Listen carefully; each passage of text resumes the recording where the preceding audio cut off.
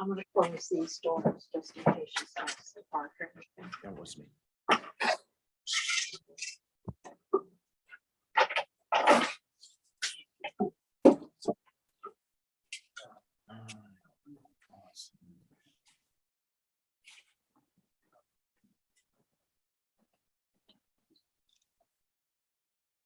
I just want to start real quick with a couple of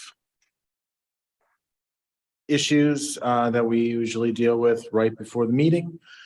If you are speaking today as a representative for one of the projects or applications that's on the agenda, please sign in, address which project you're with, and when you are at the podium and speaking, aim for the microphone so that we can actually hear you. It gets kind of hard, especially in the recording. We do have two applicants joining us via Zoom, so they will be coming down from the speakers above. We will move through the agenda. We'll call for you to speak when it's your opportunity.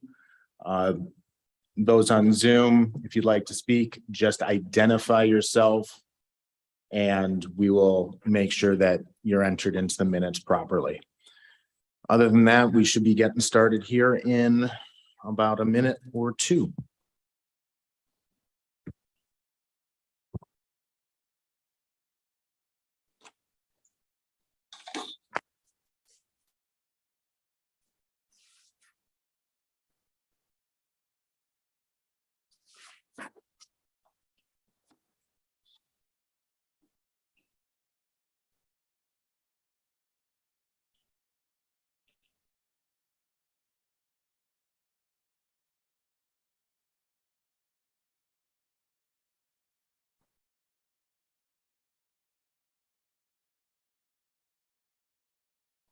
Technically, we should.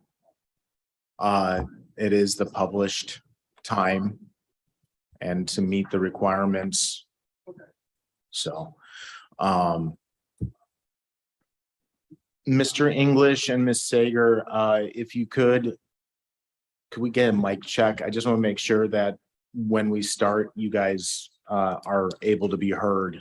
So, Mr. English first, please. He just left. Why'd my IT guy leave? Travis, I was just doing a mic check. He didn't come over.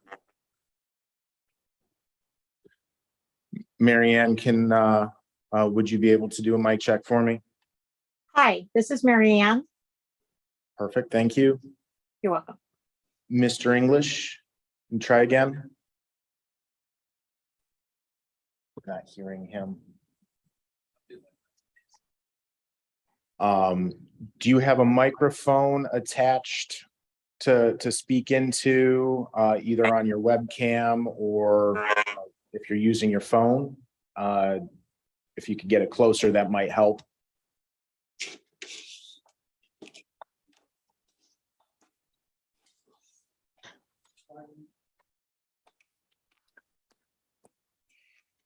All right, I'm just trying all the different. There we go. We hear you now, sir. We hear you. Okay, there we go. I went to a different, whatever, setting. Perfect. All right. I think we're in order. It's 4:59. So. I think we're close enough. If you want to go ahead, call that to order, Mr. Chairman.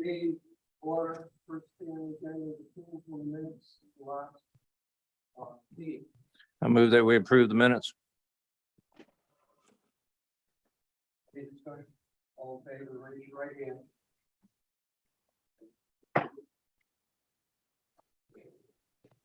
Hold this one.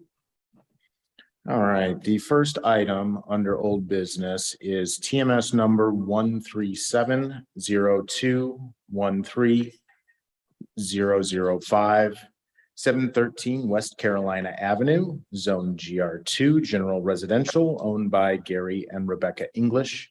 Variance request to reduce the required side setback for an accessory structure from 10 feet to 5 feet for a greenhouse. Ordinance section 2.7.4B. So, as was stated in the title, this is a setback reduction for the side from 10 feet to 5 feet. The need for the setback reduction was brought to the attention of town staff by an anonymous complaint. The shed was constructed without a permit or BAR approval. The BAR will review the application. They did review this application, and they did approve the greenhouse contingent upon the BZA setback reduction that has been requested. So the 4 criteria, staff has evaluated that, and staff feels that the applicant does not meet all 4 criteria and that a hardship is not present. Extraordinary conditions do not exist on the property. The shape of the lot is rectangular, and it has 0.386 acres, which is a 16,000 square foot lot. There's considerable room on the property to place it. Other property in the area do have similar lot shapes and sizes. Utilization of the property could be diminished, but will not be eliminated by placing the shed at the required 10-foot setback from the property line. And the detriment would not be caused to other properties by allowing this shed to remain in the location it is currently in already. So, as we can see here from the site plan, this is West Carolina Avenue. This is Mr. English's house. This is his garage at the back, and he has placed the shed to the rear of that, to the side. The rest of it is mostly plans. This is Mr. English's statement. He addressed the extraordinary conditions. Other corner lot is usually swampy. He attached the photo. The lot is a focal point for drainage from other properties surrounding me. Utilization, in addition to A and B, the current location in the greenhouse allows for maximum utilization for recreation, gardening, and play area for children. This location allows for maximum use of southern exposure for plants housed in the greenhouse. And I assembled the greenhouse, and to now be forced to move it 5 feet would exacerbate an existing disc condition with my neck, for which I am receiving medical care. Detriment, didn't mean to go that far. Detriment, as can be seen from the letters from my neighbors who will be most affected by the placement of the greenhouse, have no objection to the current placement, and therefore will not be a detriment to the neighborhood or the public good. Certainly the character of the district will be harmed by granting the variance. I believe he may have intended to say will not be harmed by granting the variance. At this time, because Mr. English is available, I can turn it over to him to address that, if he feels so.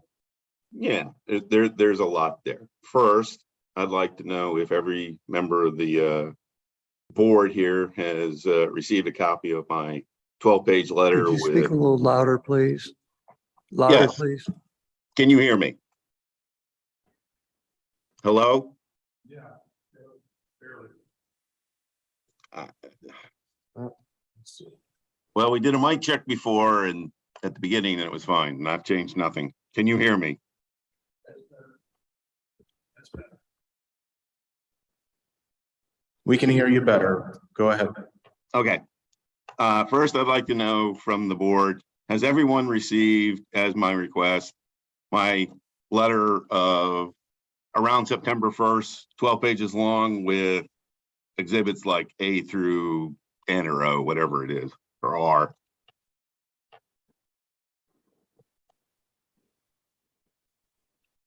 Have you all received that? Everybody on the board should have received it. Yes, sir. I can confirm that the letter was forwarded to all of the board members present. Did they read it?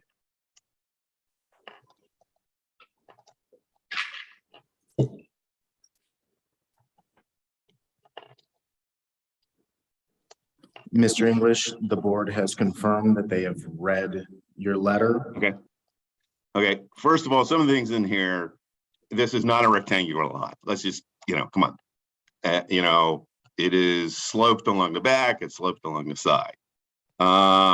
You know, there are a number of inconsistencies in the this uniform plan for zoning ordinance that the town has adopted.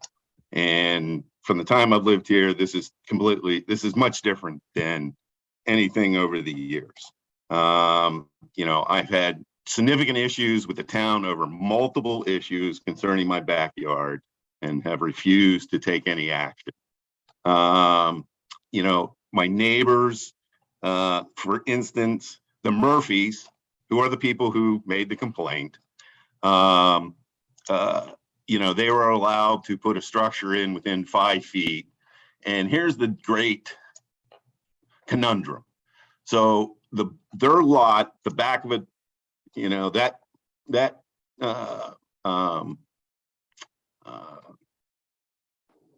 separation, for the properties, right? That the town is saying that is the rear property of their property. So they only have to apply to a 5-foot variance, where that same line is a sideline for me, and I have to apply by a 10-foot.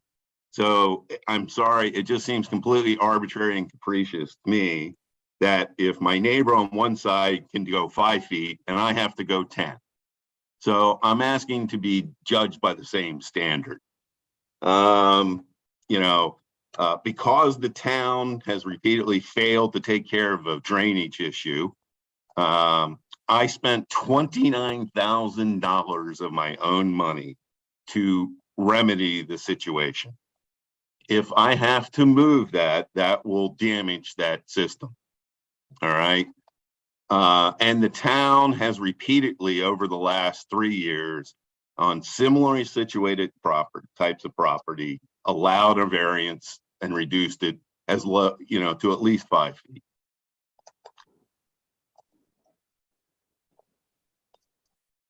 So I don't see, you know, my neighbors who are affected by it are not, they're fine with it. They have no problem. You know, the only people that have any problem with it is the Murphys, who have, let's just say, once you read my letter, I think you see that there's a lot of issues there. And, you know, I didn't put that up intending to violate the variance. You know, I looked at it, I understood 5 feet, you know, a property of a structure that size a few years ago did not require a permit. So under the theory right now, the town that is applying, if I put a doghouse in my backyard, I have to get approval by the bar. And then if I try to put it less than 10 feet from the side, I have to get a permit. I have to get a variance. It doesn't make sense. So I'm just asking you to judge this property, judge this structure by the same standard that you judge the Murphys. And, you know, and the other 8 to 10, whatever it is in my letter, of properties that you've adjudicated, you know, allowed variances under similar circumstances.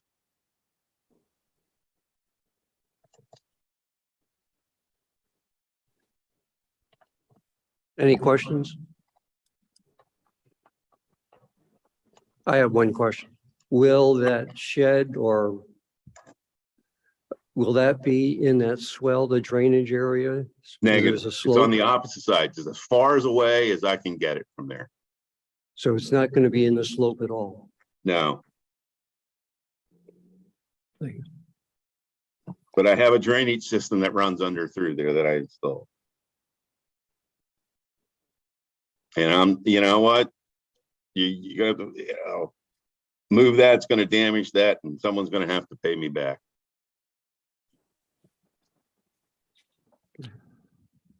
Tim, is Mr. English accurate that 2 years ago or before the revision in the ordinance that would have been acceptable, that placement?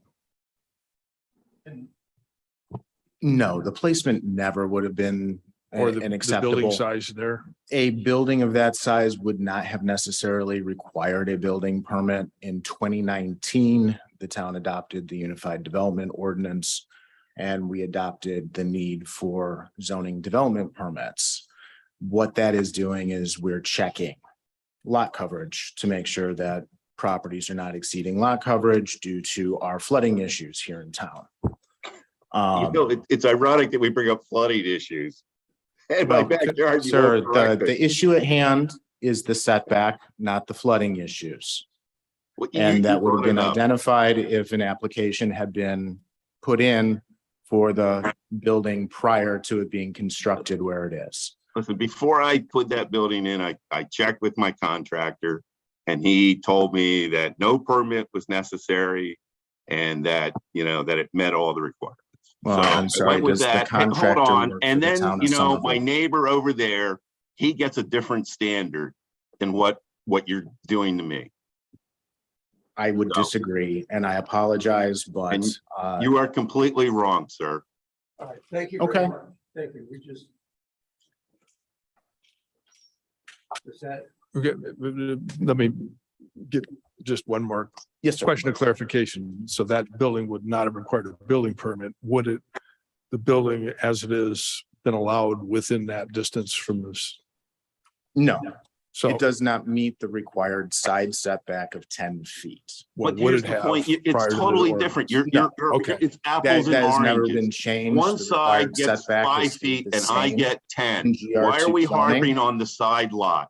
Why are we harping on that 10 feet? It makes no sense to me that on one side of a fence, it's 5 feet. Excuse On the me. other side, it's 10. excuse me. We've read we're trying to get clarification of the law, the way it's written today. It Thank needs to you. be fixed. It's Thank you. wrong. The regulation is absolutely wrong. It is capricious and arbitrary and would never stand up. Setbacks scrutiny. have been supported as by the Supreme Court of the United States. Zoning is Oh, fully come defensible. on. You're That gonna being cite the said, Supreme Court for a local ordinance in GR2 Somerville?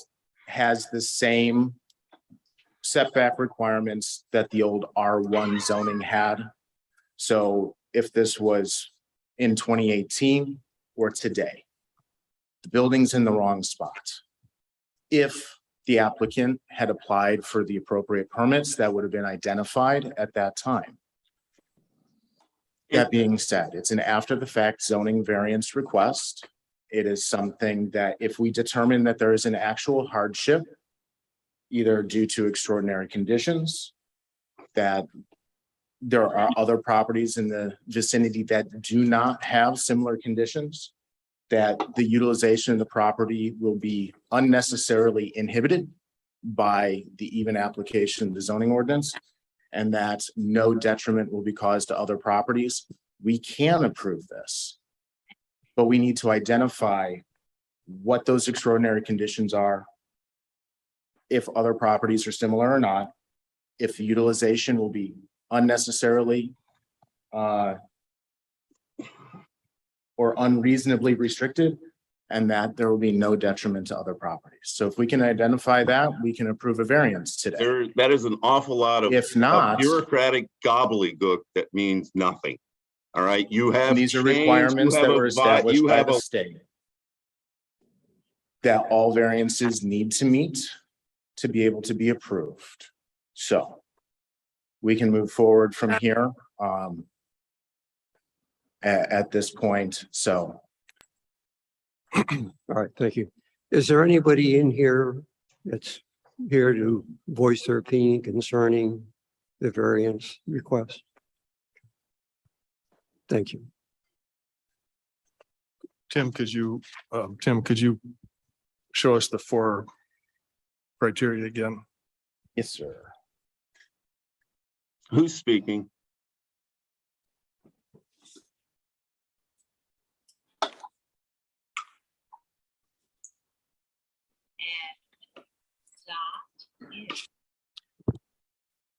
So again, extraordinary conditions. Those same extraordinary conditions generally do not apply to other property in the vicinity. Utilization. Because of the extraordinary conditions, the application of this chapter's provisions to a particular piece of property would effectively prohibit or unreasonably restrict the utilization of the property. And D, detriments. The authorization of a variance will not be of substantial detriment to adjacent property or the public good, and the character of the district will not be harmed by granting the variance. So those are the 4 criteria that we need to review the variance by. I think there's two possible arguments for extraordinary conditions here in my mind. One is the water collection being there. That's not everywhere. What? The drainage issue that neighboring properties drain into here. They don't drain into everywhere else. So that perhaps is an extraordinary condition. The other one would be the fact that that this is a side lot here and it's a back lot for somebody else, a back line for somebody else. It's a kind of a micro extraordinary condition, that anyway. All right. Any other discussion? Do I have a motion? Any recurring motion, either to approve or to disapprove? I'll move we approve. Is there a second? I second it. Any other discussion? Okay. All in favor of the variance, raise your right hand. Opposed? Okay. Is not approved. Oh, you gotta be kidding me. And can I You just gotta be mention to you kidding that, me. Why do you is it not disagree? approved? Excuse me, I'm speaking.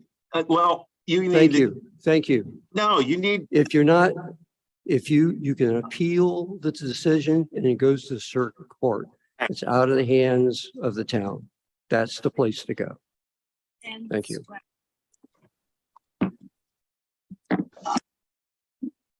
New business. All you right. guys are Just let me let you unbelievable. know. Unbelievable. If there's not votes to carry it, and if it's a tie, then it's not approved. Okay, so the next level would be going to the circuit court. Okay, thank you. All right, to move on, the first item under new business. Let me get to that report real quick.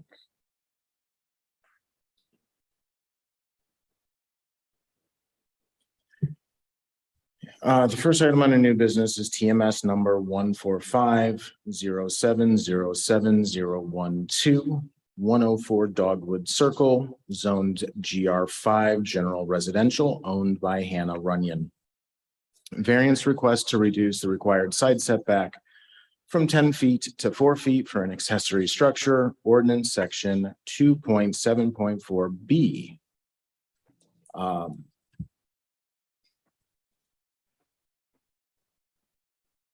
The need for setback variance was determined prior to the application for a building permit. For background, the accessory structure was already under construction at the time of permit application. On application for the permit, it was determined that the structure was too close to the property line. Staff feels that the applicant does not meet all 4 criteria, but that a hardship is present. Extraordinary conditions do exist on the property. There was an existing slab on the property that the applicant started to construct a shed upon. This slab does not meet the required setback requirements for a structure, but is permitted to be located within the setback because it is not a structure. Other property in the area generally do not have similar situations.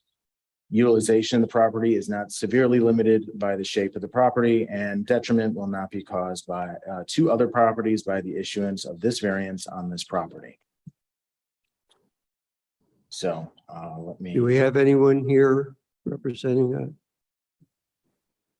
would you have anything to say?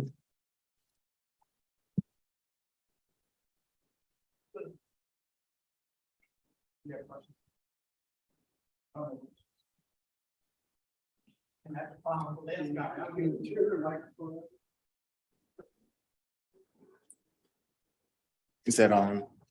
Here.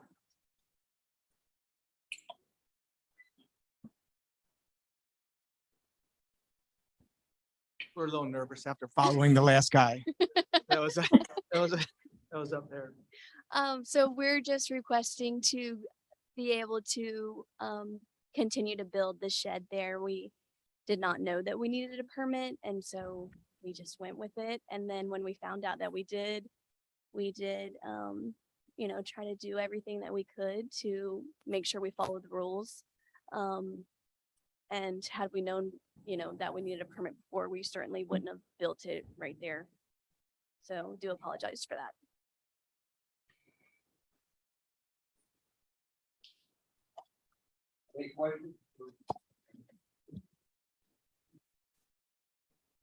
I have one thing. To satisfy would be, since the slab is not the problem, the building is, to leave the slab where it is and extend the slab into your property and move the, actually build the shed within the permanent area. I don't think we could, I mean, certainly we could, right? If money's no object, but and I'm not sure what the side setback is. I know we said 10 feet. It's 10 feet from the property line. It'll be parallel, the building parallel, your property lines here, so it's parallel, and Gotcha. that's to be 10 feet. I got you. Because the email we got said 5. It's 5 feet from the rear, Oh, it's 5 feet from the rear. Okay. and you meet that. It's 10 feet from a side property line. Okay. So it's this side that's in question, and you're currently at 4 feet. Correct. So that's what we're doing, is we're reducing from 10 feet to 4 feet. If the shed were able to be shifted over this direction, 6 feet, it would give you a pad on this side, and the shed structure on that side, is what I believe the chairman was suggesting. I can't see what he's doing. I think that would limit that. Well, our yard space right there, it would just like, we would come right off the deck and be running into our shed. Is the set? I guess there's many houses in our neighborhood that have their sheds within 5 feet of the property line. Even some of the pictures we sent in of our neighbors, literally that's on that same property line. Their shed is actually up against our fence. So I don't. To address that situation, again, as was addressed with the prior applicants, prior to 2019, most sheds don't meet the square footage threshold to be a building. So building permits weren't required. So sheds could be built technically without a permit. Many people assume that there are no permit requirements for sheds. Unfortunately, that's not the case. Town of Somerville adopted zoning development permits, as I stated before, to address the lot coverage issue. And that's how we establish the location for accessory structures, in this case, a shed. As I said earlier, the slab is not considered a structure, and it's permitted to be within the required setback because it's not a vertical structure. It's flush to the ground. By adding the building on that, you're within the required setback. That's where we get to this point. If, and just to stress this with everybody, and I try to do this to just to stress the point, if everyone came in and applied for the zoning development permit as is required, oftentimes we're able to catch this and we can move it before we get to halfway done. So, and I know you're not the first person. You're not going to be the last person who's going to be here in front of the board asking for an after the fact variance. And we're doing our best to get that information out to everybody so that they're aware that these requirements do exist. So that being said, that's the explanation for that. So just so I'm clear, our shed doesn't actually need a building permit because of the size. We just need a zoning. permit. That's correct. Any other discussion?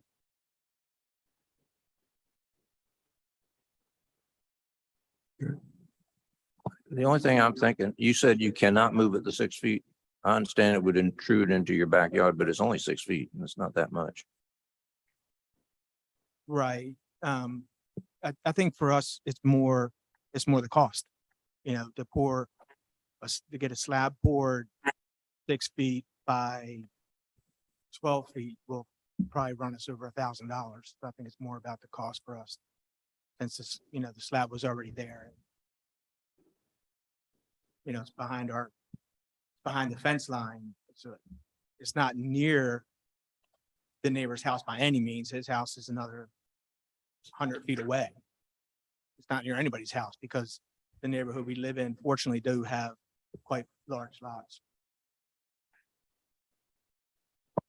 Let me just, if I could, expand on what Tim has already said, that I don't know how this board is going to vote on this case, but the fact is that we're not allowed to approve something just because we think it makes sense. There's a I mean, the zoning rules are the zoning rules, and we are allowed to vote for a variance if these 4 conditions are met for hardship and extraordinary conditions. And, you know, the fact that not allowing the variance would really decrease utilization of the property. And what's the 4th one? Won't harm neighbors. So for us legally to approve a variance, we have to find that those facts meet the conditions.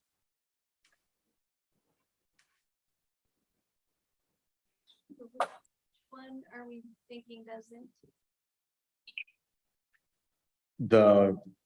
It would be B and C, really. Other property in the area generally don't have similar situations. I guess you would be meeting that one. C is really, is your property unnecessarily limited by the placement of it at 10 feet? Is really that question. Is there an unnecessary impediment caused to the utilization of your property that isn't financially motivated, that we can justify? So it is up to you. If you can give us an example that the board will accept, you meet all 4 criteria. I do think to move it further in to our land would impede us being able to use that, like have that access of our yard. And it will make it right up like, next to our deck. Could you show that? Tim, could you show that diagram again? Yes.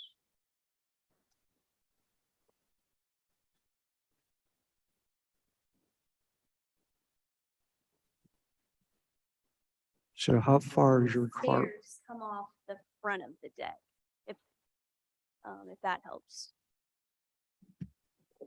Where the 14 is. Right. Stairs, we have about 6 stairs that slope down.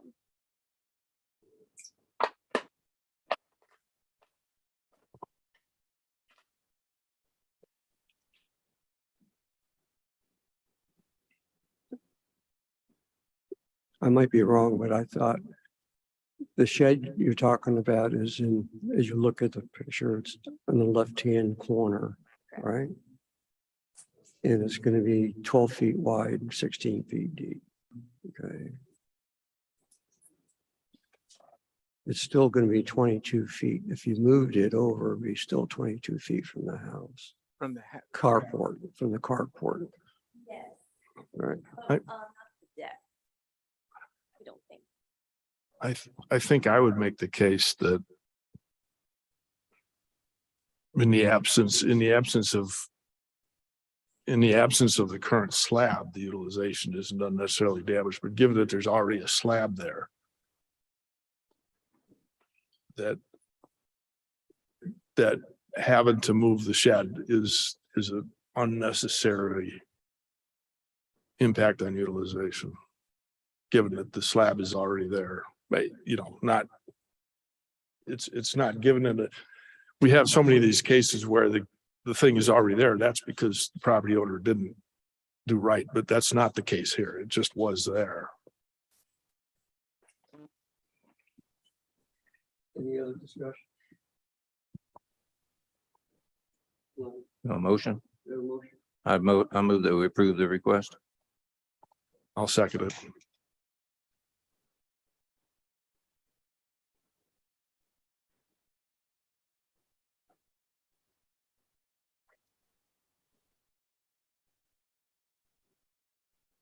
Thank you. Thank you. Thank you so much. Appreciate it. All right, second item under new business.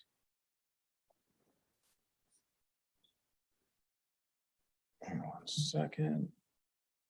Let's get there. Second item under new business is TMS number 54050610 113 Spring Meadows Drive, zoned PUD, planned unit development owned by Cynthia Lewis. Variance request to increase the maximum lot coverage from 35% to 37% for a covered patio expansion and new patio, ordinance section 2.10. The need for the variance was determined at the time of building permit. The proposed patio expansion takes the property over the lot coverage limit. Staff feels that the applicant does not meet all four criteria and that a hardship is not present. Extraordinary conditions do not exist on the property. The shape of the property and the size of the property are pretty standard for the development.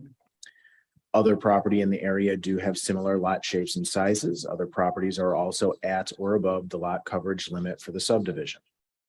Utilization of the property may be negatively impacted by the application of the lot coverage limit to this property, and detriment may be caused to other properties by the issuance of this variance on this property. With the approval of a variance at this location, it will contribute to overburdening the as-built stormwater detention for the overall development and may contribute to the flooding of other properties within the neighborhood and other areas in town. So this is the plan set. Sorry, I'm looking for the site plan.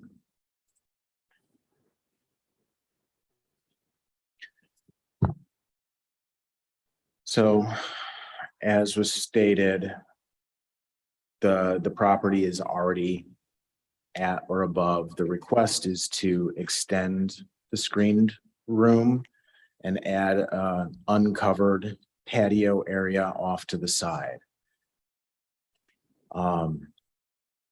Based on the 35% lot coverage, the property is already there. This additional 10 by 17 and 10 by 10 patio unfortunately takes the lot coverage limit above what that threshold is.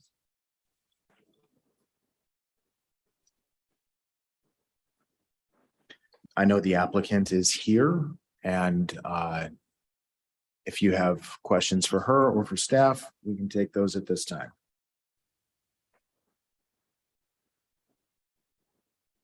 Hello, gentlemen. Thank you for hearing us today. Do you want me just to explain a little bit, or did you have questions first? Okay, thank you. I'm not going to read all of them, but I did make some notes. In April, my 90-year-old mother moved in, and she has a severe mobility issues. So what I'm hoping to do with this, what I'm trying to achieve is a place where she can get out of the house. I have a ramp going from the house onto the screen porch, which as you can see is completely enclosed as part of the house. I'm trying to give her a place where she can get out so she can feel the breeze. And then a part of it where she can get into the sun that is smooth. She cannot walk on the grass. She had trouble even with the pavers coming into this building. So that's what I'm trying to achieve with this. So in meeting your criteria, I did make a few notes. So the extraordinary conditions on the property, which is different than the rest of the homes in the neighborhood, are that this house has the patio thing enclosed. So you don't really get into nature at all. And I got some pictures of the other homes in the neighborhood, and I did a sampling just on my street, just on a portion of my street. My street is actually a U shape, but just my side of the street, there was 41 homes. And of those that I could see on Zillow, 85% of them had open patio areas where the families could get out, feel the breezes. Some of them were open and feel the sun. Now, some of them didn't have pictures, so I couldn't look. But of the ones that had pictures, 85% of them in their house plans had that open area already. So I think that's the extraordinary condition of my house, that it doesn't have that. And so there's no way to get out there. There's not even a place for the grill for crying out loud. So do other property in the area have similar lots and size as well? Again, that's the same situation. We all pretty much have the same lot and sizing, but built into their house plan, or they've been able to, because their lot sizes may be a little bigger, they've been able to expand and put a nice little patio on there. The negative impact utilization of the property is that we can't enjoy the backyard the way it is. My mom can't go in the backyard at all. So it's useless to us, really. And then the detriment, I pulled the FEMA flood zone. One thing I did was I took pictures after we had a Category 1 hurricane, and there's no water standing in the backyard. So I have those pictures of the backyard if you want to see them, with no water in it. And the date stamped, well, it's actually on my phone, was September 30th at 2:30 in the afternoon, right after the hurricane. No standing water. The FEMA map that I did, you can't really see it from up there, but that shows me, and it says right here that it's an area of minimal flood hazard. So I really don't think that putting this extra little bit, we're only going from 35% to 38%. It's de minimis, really. I don't think it's going to impact the neighbors at all. I think that's all the 4 criteria.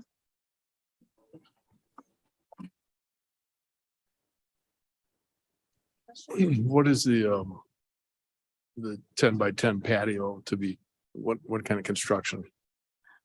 I have asked for it to be concrete. I really want it all concrete. I don't want a wood decking, because behind the house is all woods, and down a ways is water. And I am deathly afraid of copperhead snakes, and I don't want them coming and living under my porch. And my mom and I live there by ourselves, and I can't deal with poisonous snakes. I'm sorry. So I'm really asking for it to be concrete so nothing crawls under and lives under the deck.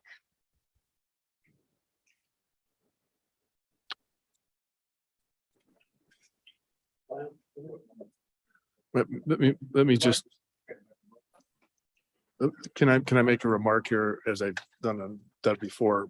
These ones are challenging because we get a lot of these, and yeah, 2 or 3% is not a big deal, and it won't impact the neighbors, but cumulatively in the town of Somerville, in the world we live in, reducing the ability to water to filter into the ground and causing it to run off cumulatively, it has an impact. So Understood. I have a question. So are we talking about the 10 by 10? Or are we doing a 10 by 10 plus a 17 by 10? Both. Both. I was looking for one that would, because right now it doesn't extend out. You see that there's a little jut out of the house. That's about 3 feet. So when that screen room with the ceiling goes out, I mean, 3 feet of it won't be in the air, but I want it to go far enough so that the breezes, so she can be under cover. If necessary. And then I was hoping on the open part to be able to put a grill there and be out there so that we can sit out in the air. That's a and 10 by get some 10. Vitamin D. Right. That's a 10 by 10. I'm sorry. The 10 by 10 is where you want to put the grill or whatever. Yes. Yeah. Yeah. So that will be open and then the other will have a cover over it. Anything else? I have a motion. I'll make a motion that we grant the variance. I would second it.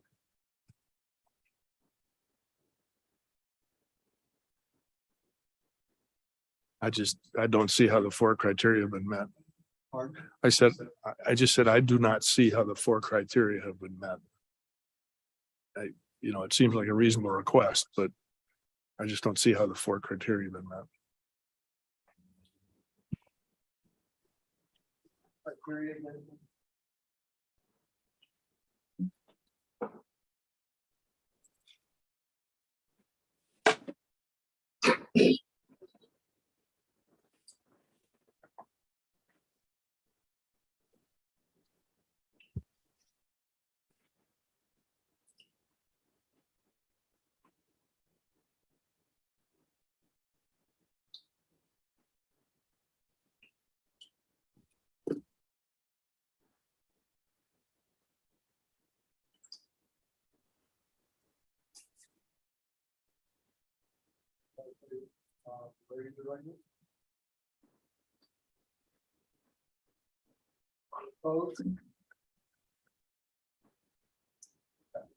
Thank you very much, gentlemen.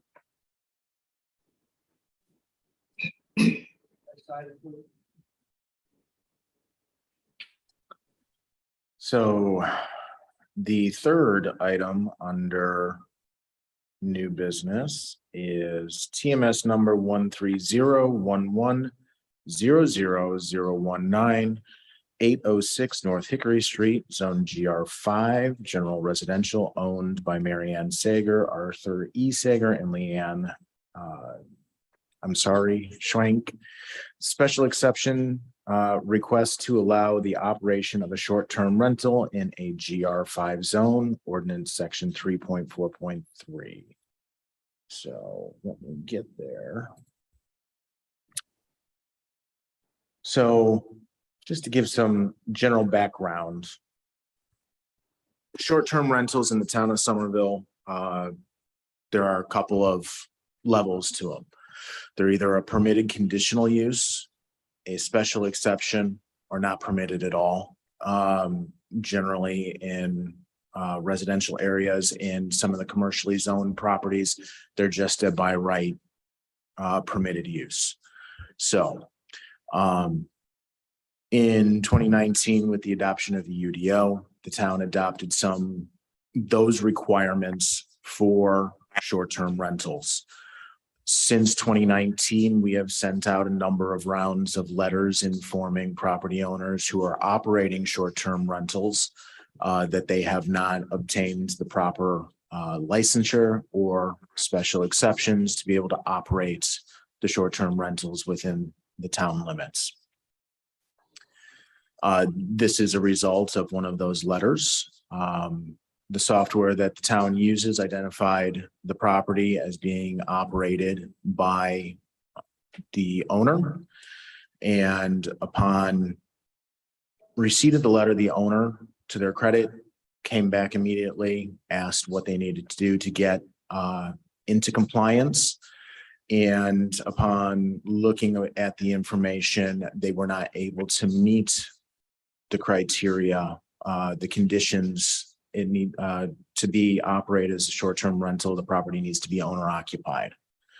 So the owner of the property, her sister and her mother, before her passing, had lived in the house. Her sister currently remains in the house. And what has been done to bring the property into compliance is they have given an ownership share to the sister who remains in the house to meet the owner occupancy requirement. So with that, they provided the necessary insurance. There is adequate parking on site. They've met the quiet enjoyment by neighbors. There has not been a single complaint at this property. Based on the short-term rental, it was just identified with our software. So it's been operating for a couple of years in this manner and really has had no problems at all.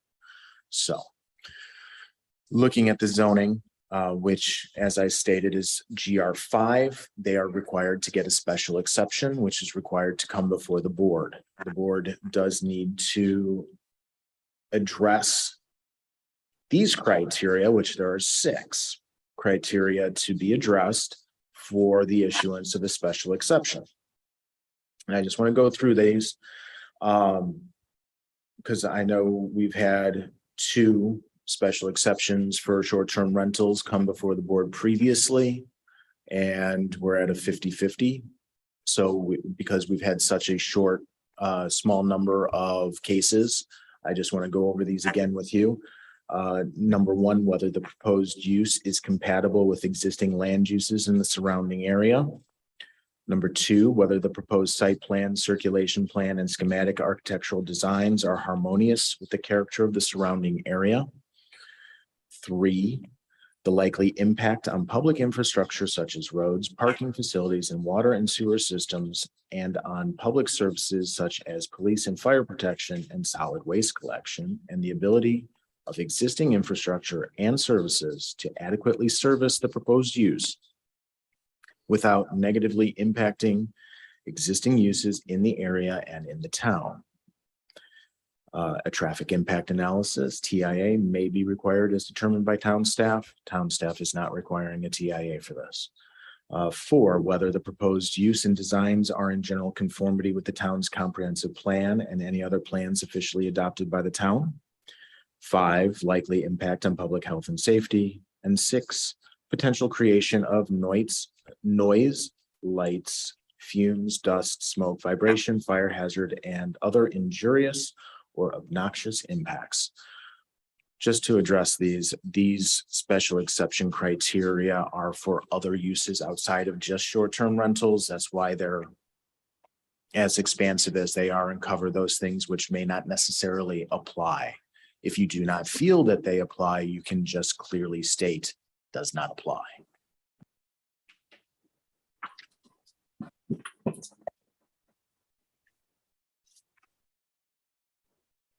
So the applicant is available via Zoom. Ms. Sager, we did check, is here, and I know her sister is still here. So if you do have any questions for them, please feel free to address them. Tim, If you move that up, move it so we can read the rest of the bottom paragraph.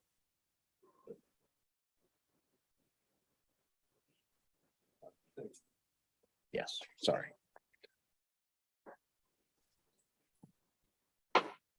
if we grant a special exception here, that there will be a license then given. Yes, so going with the special exception, I will also issue the lodging conditional use permit as well as a business license. And those would, if the ownership situation changes, then Yes, if Those they would don't null and meet void. the conditions, it's nullified. So if the property is sold, the new property owner would have to meet those conditions and would need to apply for a special exception. The special exception does not carry with the property. thank you.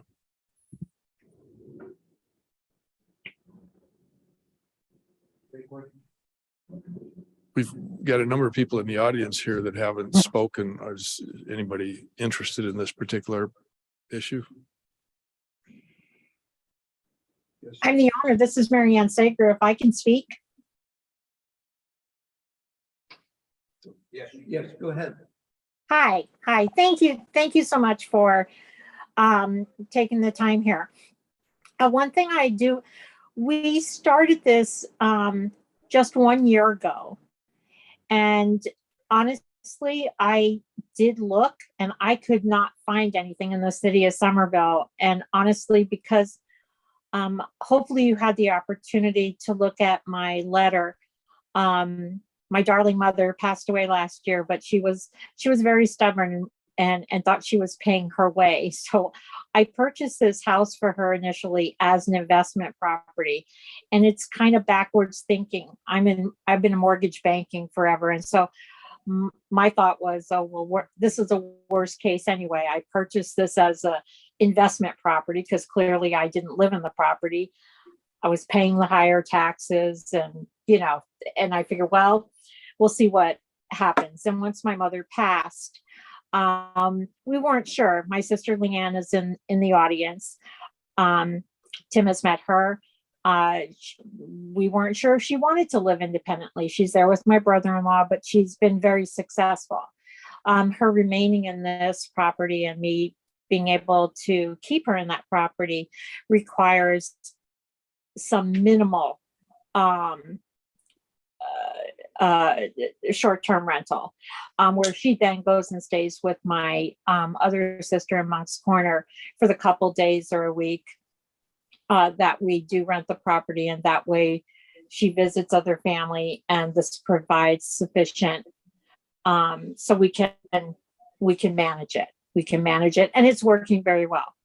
We're all my brother-in-law can attest to the fact it's not always fun, but it's been a good experiment for us, and we are hoping that you would make the exception for this.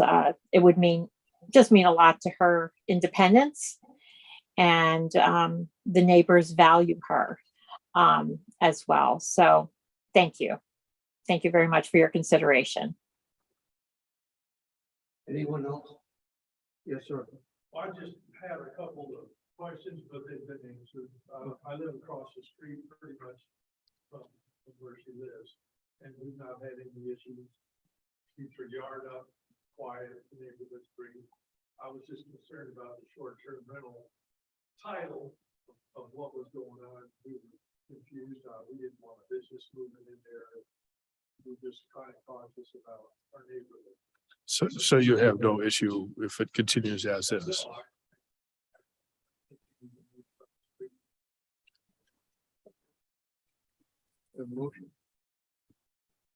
I move we approve the special exception. I would second that. Any other discussion? Tim, do we need to run through these 6 things? Yes. Well, let me take a crack at it. Proposed use is in fact compatible with existing land uses because it's been going on.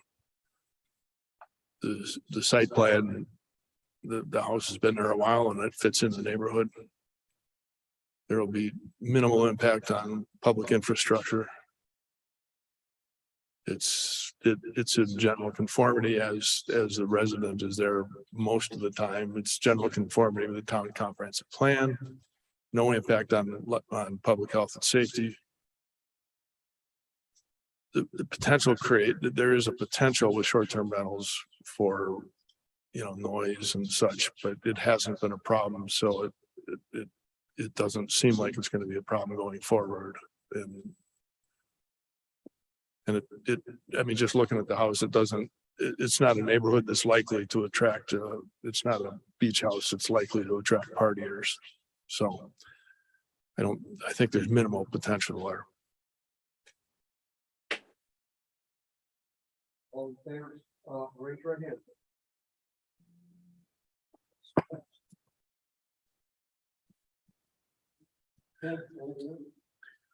No, sir, that is the end of the agenda. We can adjourn. I move that we adjourn. All fair, say aye. Aye. Hello. Yes, sir. I'm here.